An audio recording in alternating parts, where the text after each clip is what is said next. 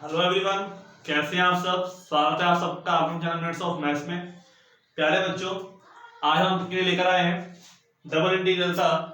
जैसा मैंने आपको कहा था कि जेपीएच बुक के जितने भी क्वेश्चंस हैं एक्सरसाइज के, उसका सोल्यूशन हम कराएंगे आपको। तो स्टार्ट कर रहे हैं आज पहले क्वेश्चन से, एक्सरसाइज सेकंड ए। और इसके बाद जितने भी सेकंड बी सेकंड सी जितने भी क्वेश्चंस हैं हम आपको सब प्रोवाइड कराएंगे इसमें सॉल्यूशन। क्योंकि इन क्वेश्चंस में से ही आपके पास एग्जाम में जो एमसीक्यूज हैं वो बनेंगे। ठीक है, तो उम्मीद करता हूं कि आपको क्वेश्चंस यहाँ से आए। देखिएगा, ध्यान से देखिएगा। यहाँ पर क्या करना है, हमें डबल डिविजन करना आता है। मैंने पुरानी ये वीडियोस डाल रखी है, आपको मैंने बताया था कि प्लेलिस्ट बना रखी है हमने। उस प्लेलिस्ट के अंदर जाकर आप कैसे डबल डिविजन करते हैं वो सीख सकते हैं। उसके बाद इन सवाल को करेंगे, लेकिन यहाँ पर मैं आपको सिखाऊंगा कि क्या करना होता है। हमें सबसे पहले देखना होता है कि पीछे जो दे रखा है dy, इस dy का जो पीछे की तरफ है उसका सापेक्ष पहले करना है इंटीग्रेशन, और dx के सापेक्ष बाद में करना है। जो पहले वाली लिमिट है 0 से 3, ये लिमिट किसकी है, x की। और जो 1 से 2 लिमिट है वो किसकी है, y की।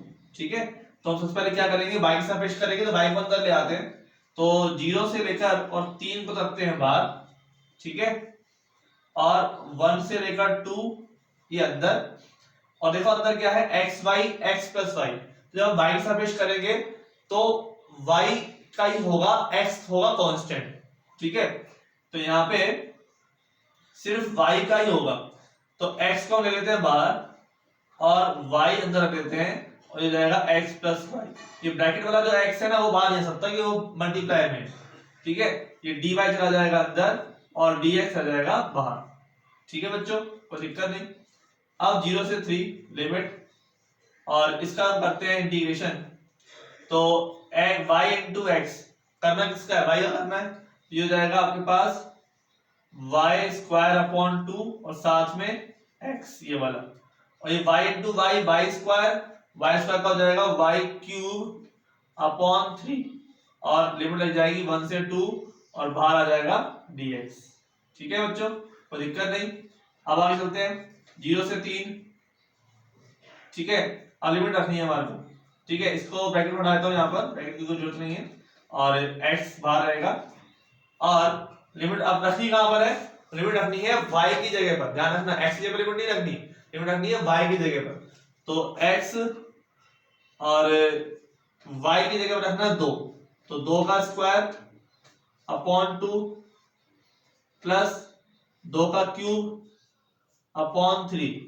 ठीक है, माइनस x ऐसे कैसे रहेगा, और y की जगह स्क्वायर 1 का स्क्वायर अपॉन 2 प्लस 1 अपॉन 3। ठीक है, 1 का क्यूब 1 ही होता है, तो देता हूं डायरेक्टली इनटू में dx। क्लियर। अब मैं काम करता हूं थोड़ा सा, देखिएगा। तो 0 से 3 x बाहर है, 2 का स्क्वायर 4। ठीक है, ये ब्रैकेट में है तो कोई दिक्कत नहीं।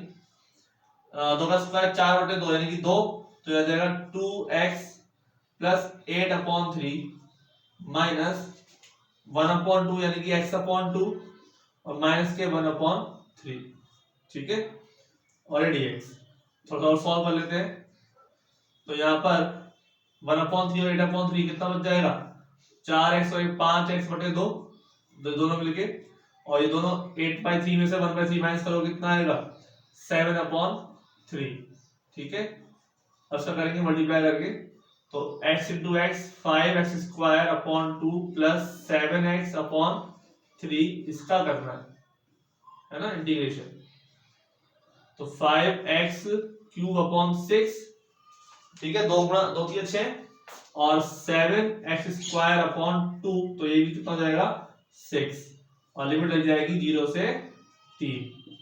ठीक है, तो 5 और 2 का क्यूब 3 का क्यूब, ठीक है, अपॉन 6, और 7 3 का स्क्वायर अपॉन 6। 0 तो जाएगा तो 0 जाएगा, तो 0 अपनी जरूरत है नहीं, यहाँ पे माइनस क्या हो जाएगा, ये 0। तो 3 का क्यूब कितना हो गया, 27 अपॉन 6, और 3 का स्क्वायर 9/6। तो 3 दूनी 6 और 3 27 9 45 45/2 और 3 3 9 3 2 6 21/2। ठीक है, यहाँ पर क्या हो जाएगा 21 से 45 कितने हो जाएंगे 66/2 यानी कि 33। ठीक है, 33 आपका क्या हो जाएगा आंसर। समझ में आ गई? सिंपल सा सवाल, कोई ज्यादा हार्ड नहीं, बस करने का तरीका आपको आना चाहिए। अब जब पे आंसर जो होगा मेन क्वेश्चन में 33 आपसे ऑप्शन में पूछा जाएगा, या फिर आप पूछ सकते हैं इनके बीच में कोई सी फॉर्म बना कर कि इसकी सॉल्यूशन ये होगा या नहीं होगा। तो आपको भाई सॉल्व करना तो आना चाहिए, इतना तो हम जानते हैं। थोड़ा स्पीड से सॉल्व हो जाएगा, तो समझाते टाइम थोड़ा टाइम हमें लगाया है, लेकिन स्पीड से आप सॉल्व कर सकते हैं एग्जाम में, तो आप समझ में आना चाहिए। तो नोट कर लीजिए इस क्वेश्चन को। अगला क्वेश्चन करते हैं।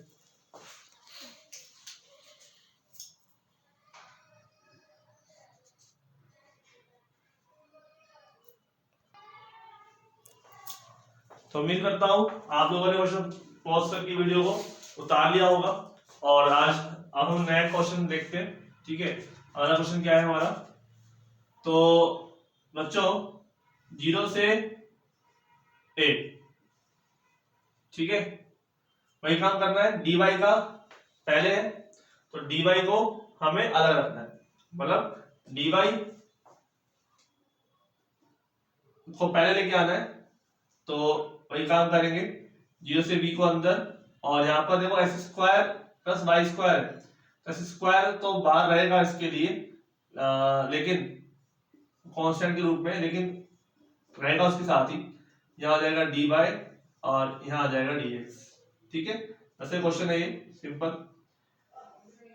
तो यहाँ पर x² का क्या होगा, y के सापेक्ष x² y प्लस y³ 3, और लिमिट लग जाएगी 0 से b, और यहाँ आ जाएगा dx। ठीक है, अब यहाँ पर आप थोड़ा सा मैं जल्दी में कर देता हूँ, आपको समझ में आ चुका होगा। यहाँ y आ रहा है, वहां पे क्या रखना है b प्लस b³/3। ठीक है, -0 y की जगह रखना है, 0 तो 0 हो जाएगा सब कुछ, है ना। तो ये हो जाएगा यहाँ पे dx bx²। अब यहाँ पे क्या आ गया, bx² प्लस b³/3, और इसका करना है हमारे को x के सापेक्ष। तो क्या हो जाएगा, यहाँ हो जाएगा 0 से इसका करना है हमारे को, तो ये हो जाएगा bx³ प्लस b³ x। ठीक है, और ये हो जाएगा 0 से a। क्लियर? तो यहाँ पे अब क्या करना है, अब हमें जहां पर x आ रहा है वहां पे क्या रखना है, a रखना है। ठीक है, तो ये हो जाएगा आपके पास a³ प्लस b³ और साथ में a, वापस भी 0 रहेगा, तो ये a³ प्लस ab³, तो चाहे तो 1/3 ले सकते हैं कॉमन, और a और b कॉमन आ जाएगा, अंदर क्या रह जाएगा a² प्लस b²। ठीक है, तो ये अपना हो जाएगा आंसर। कोई दिक्कत नहीं ना, इसको नोट कर लीजिए।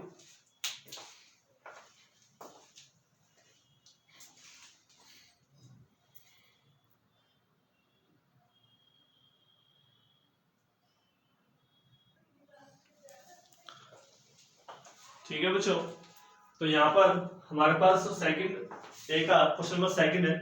सेकंड ए का सेकंड क्वेश्चन देख रहे हैं, यहाँ पर थोड़ा लिमिट चेंज है, y है √y है। ठीक है, तो काम वही करना है, x² + y² है, तो सेम सा काम ही है, 0 से 1, और लिमिट y से √y अंदर, x² प्लस y² बाहर। ठीक है, अब तो यहाँ पे dy dx है। ठीक है, थोड़ा अलग है यहाँ पे, तो यहाँ पे पहले x का पेश करना है, तो x को अंदर ले जाओ और dy को बाहर रखो। ठीक है, इसी का ध्यान रखना है, जो चीज बाद में आ रही है वो पहले अंदर आ जाएगी। तो यहाँ पे 0 से 1, और x² का करना है x के सापेक्ष, तो जाएगा x³ प्लस y² में x, और लिमिट लग जाएगी यहाँ पे y से √y, और यहाँ आ जाएगा dy। ठीक है बच्चों, कोई दिक्कत नहीं। अब हम यहाँ पर वैल्यू पुट करते हैं। अब कहाँ रखेंगे वैल्यू? अब रखेंगे हम x की जगह पे रखेंगे, है ना। अब y जगह पे नहीं रखेंगे, क्योंकि हमारे को ये वैल्यू हमने किस सापेक्ष किया है? x के सापेक्ष किया है। तो 0 से 1 हम रखेंगे x की जगह पर, तो रूट y का cube upon 3 plus y square into root y minus, अब y भी रखा जाएगा, तो ये y cube upon 3 plus y square into y, और इसको करेंगे हम x के सापेक्ष। ठीक है, देख लीजिए आराम से, कोई दिक्कत हो तो। हाई लिमिट हमने पुट करी है। अब देखिए ध्यान से, यहाँ पे ये रूट y है, इसका क्यूब का मतलब क्या हो गया? इसका मतलब हो गया आपके पास y की पावर, जब 1/2 अंदर है, ऊपर क्या है? क्यूब, तो ये कितना हो जाएगा? 3/2 अपॉन 3 प्लस ये कितना हो जाएगा? 2 और 1/2 5/2, ठीक है, माइनस y क्यूब अपॉन 3 है ही, और ये भी हो जाएगा, अच्छा ब्रैकेट लगा देते हैं, प्लस ये हो जाएगा y क्यूब, ठीक है, ये भी क्या हो जाएगा? y क्यूब, और बाकी सबका क्या हो जाएगा यहाँ पर? सॉरी, ये आ जाएगा dy, ठीक है, क्या हो जाएगा? dy। अब इसको थोड़ा सॉल्व कर लेते हैं एक स्टेप में। तो 5/2 और 3/2 का तो हमको अलग अलग कर लेंगे, कोई दिक्कत नहीं है ना। हमें इसका जो अंदर वाला फॉर्म है उसको देख लेते हैं। अंदर फॉर्म में क्या आ जाएगा भाई? 1/3, और दोनों सब सेम सेम आ रहा है, बाई क्यूब अपॉन 3, तो 1 + 1/3 कितना हो जाएगा? 4/3, तो माइनस के 4/3 वाई क्यूब, ठीक है। अब सबका करना है y के रेस्पेक्ट में, तो 0 से 1, ठीक है, y की पावर 3/2 क्या हो जाएगा? y की पावर 3/2 का हो जाएगा y की पावर 3/2 प्लस 1, ठीक है, यानी कि 5/2, और नीचे भी क्या आ जाएगा? 5/2, y की पावर 7/2 अपॉन 7/2 माइनस 4/3 y की पावर 4/4, और लिमिट क्या आ जाएगी? 0 से 1, ठीक है, और 5/2 पर कर जाएगा 2/5, और y की पावर 5/2/3 7/2। अब देखो हम y का मान यहाँ रख देते हैं ना, थोड़ा इजी हो जाएगा, थोड़ा इजी हो जाएगा काम करना।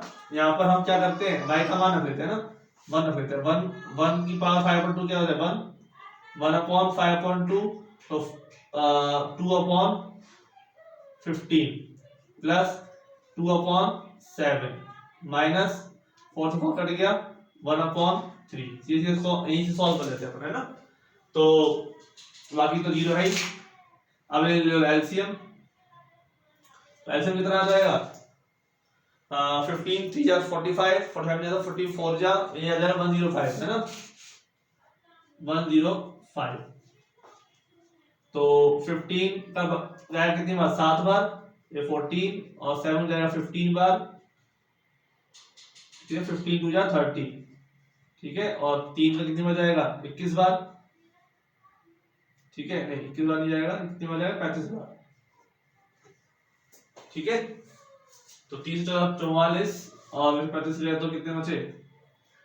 9 9/105, ठीक है।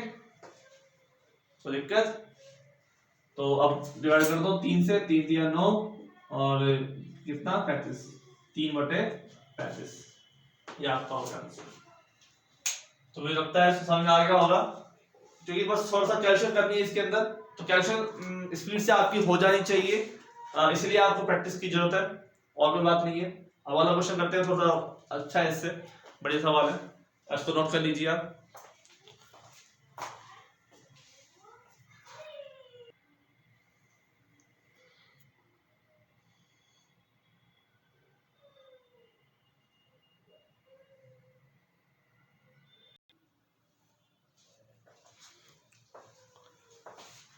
ठीक है बच्चों, ये अगला क्वेश्चन है हमारा। इस क्वेश्चन को ध्यान से देखिएगा। इस क्वेश्चन के अंदर क्या करना है हमारे को? तो e की पावर y/x और dx dy, ठीक है, ये 0 से 1, ठीक है बच्चों। तो इसमें वही करना है, y के सापेक्ष करना है, ठीक है, y के सापेक्ष आपको पहले करना है।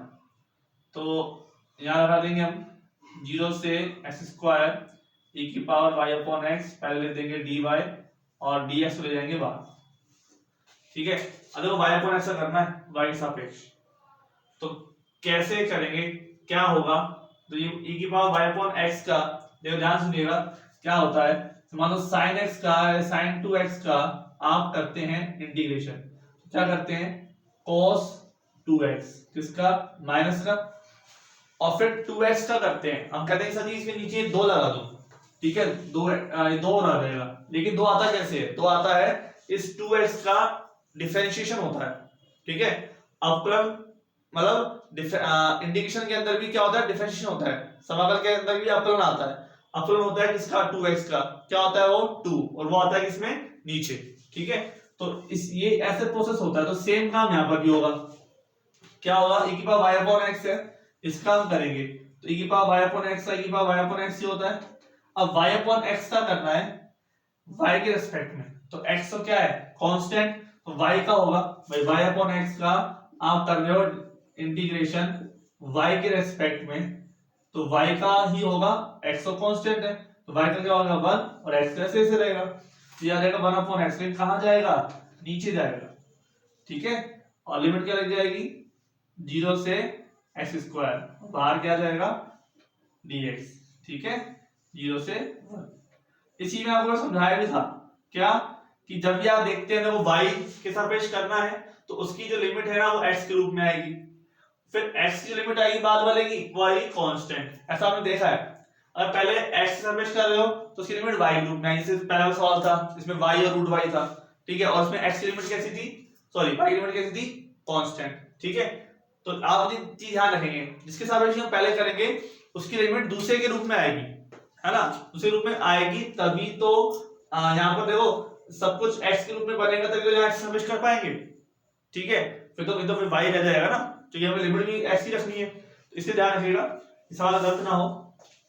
तो यहाँ पे x को ऊपर ले जाएंगे, x e की पावर, अब देखो यहाँ x y आ रहा है, रखना है x रखना है वो, तो ये हो जाएगा x स्क्वायर अपॉन x, और इसका ध्यान रखना है कि 0 भी रखना है, फिर पता है 0 रख क्या कर रहे हैं सर, 0 रख के 0 तो वैसे 0 ज्यादा नहीं, यहाँ पर e की पावर है, यहाँ पर e की पावर 0 का मतलब क्या होता है 1 होता है ना, इसी का ध्यान रखना, ये हो जाएगा आपका 0 से 1, क्लियर।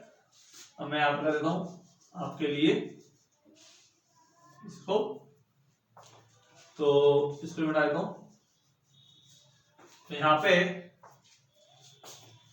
अब देखो एक्स स्क्वायर में एक्स दबा दिया तो एक्स ही आएगा, तो ये हो जाएगा एक्स e की पावर x माइनस e का 0 कितना होता है 1, ठीक है, और ये dx और लिमिट 0 से 1। अब देखो अब हमें करना है इसका, तो x इंटू e की power x minus x,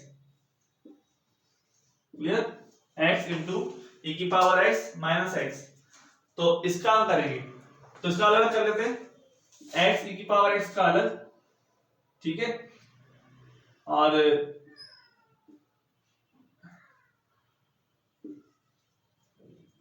x का अलग, ठीक है, कोई दिक्कत तो नहीं, x की पावर x का अलग और इसका अलग। देखो x की पावर x का बाय पार्ट से होता है, फर्स्ट और सेकंड फंक्शन मानते हुए, तो आपको ये याद होना चाहिए इन चीजों छोटे मोटे का, तो ठीक है, इसका क्या हो जाएगा x माइनस 1 e की पावर x, फर्स्ट फंक्शन का छोड़ेंगे फिर सेकंड फंक्शन का करेंगे, ठीक है, उस प्रोसेस से, तो यही आएगा, आप चाहे निकाल के देखिएगा, माइनस एक्स स्क्वायर अपॉन 2, और पूरे में लिमिट क्या लग जाएगी 0 से 1, पूरा निकाले के साथ ही लिमिट लगा दे, कोई दिक्कत नहीं है, ठीक है।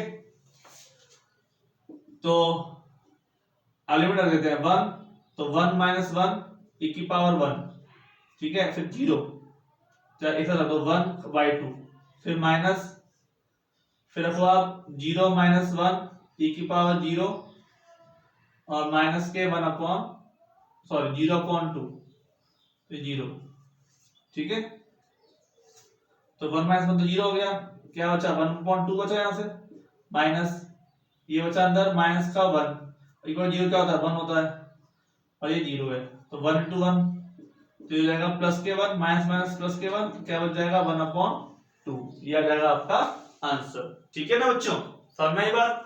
तो कैलकुलेशन है यहाँ पर और कोई बात नहीं है, ये फर्स्ट टाइम फंक्शन से करना है बाय पार्ट से, ठीक है, उससे आराम से हो जाएगा और आप तो डायरेक्टली याद और रख सकते हैं कई बार एक, क्योंकि कैसे किया है वो पूछने नहीं है। आप बीएससी में आ चुके फर्स्ट ईयर में, ये नहीं पूछेगा कि कैसे किया है, क्या आंसर आया वो सही आना चाहिए। ठीक है, जो आप रफ में करके सीधा सीधा आंसर लिख दो तभी कोई दिक्कत वाली बात नहीं है। ठीक है, तो ये क्वेश्चन बढ़िया था, इसमें और आपको नॉलेज मिली होगी। अगर आपने नहीं सीखा होगा ये y/x है, उसके नीचे 1/x आएगा, क्योंकि हम y/x का क्या करते हैं डिफरेंशिएशन करते हैं। मैं साइड में लिख देता हूं आप लोगों के रिमाइंडर के लिए कि d/dx सॉरी dy करते हैं किसका y/x का। ठीक है, तो 1/x आता है ना, ये अलग से होगा इसके अंदर। तो उम्मीद करता हूं कि आज ये आपको समझ में आया है, इसको नोट कर लीजिए। ठीक है, बाकी इसके और क्वेश्चंस नेक्स्ट लेक्चर में लेंगे कि काफी लंबा वीडियो हो जाता है तो आपको लगता है कि सर बोर हो रहे हैं, या ऐसा मैं नहीं चाहता, आपको छोटे छोटे लेक्चर्स में ही आपका कंप्लीट हो जाए मैटर। तो आज हमने 4 क्वेश्चंस किए हैं, तो इसके साथ में इसको प्रॉपर करेंगे, आप लोग साथ देंगे तो प्रॉपर काम होगा। आप लोग वीडियो को लाइक कर दीजिएगा, शेयर कर दीजिए, मुझे पता चले कि हाँ आप कमेंट करके बताइए कि आपको वीडियो कैसी लग रही है, कहीं कोई दिक्कत आ रही है या नहीं, क्योंकि सेकंड सेमेस्टर का अफसर इससे बढ़िया कोई और नहीं करा सकता, मैं तो मानता हूँ। तो उम्मीद करता हूँ, थैंक यू सो मच, धन्यवाद, जय श्री राम।